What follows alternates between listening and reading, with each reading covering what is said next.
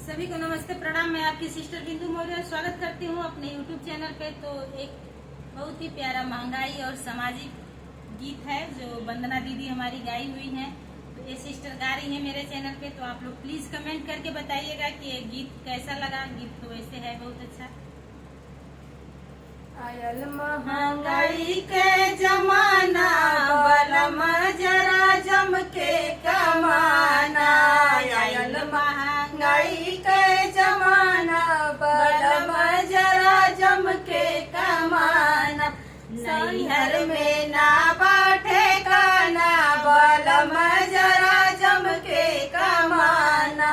नैहर में ना बाटे काना बलम जरा जम के कमाना। सास तन मारे ससुर तन मारे, सास तन मारे ससुर तन मारे। नैहर में ना बाटे काना बलम जरा जम के कमाना। नैहर में ना बाटे काना बलम जरा जम के कमाना। आइल महंगाई के जमाना बलम जरा जम के कमाना। आइल महंगाई के जमाना बलम जरा जम के कमाना।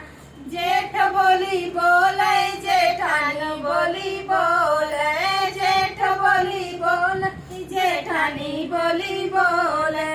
नैहर में ना बाटे काना बलम जरा जम के कमाना। नैहर में ना बाटे काना बलम जरा जम के कमाना। आइल महंगाई के जमाना बलम जरा जम के कमाना। आइल महंगाई के जमाना बलम जरा जम के कमाना। देवर बोली बोले देवरानी बोली बोले, देवर बोली बोले देवरानी बोली बोले। नैहर में ना बाटे काना बलम जरा जम के कमाना। नैहर में ना बाटे काना बलम जरा जम के कमाना। आयल महंगाई के जमाना बलम जरा जम के कमाना। आइल महंगाई के जमाना बलम जरा जम के कमाना। तो गीत कैसा लगा आप लोग जरूर बताइएगा। प्लीज कमेंट करके बताइए।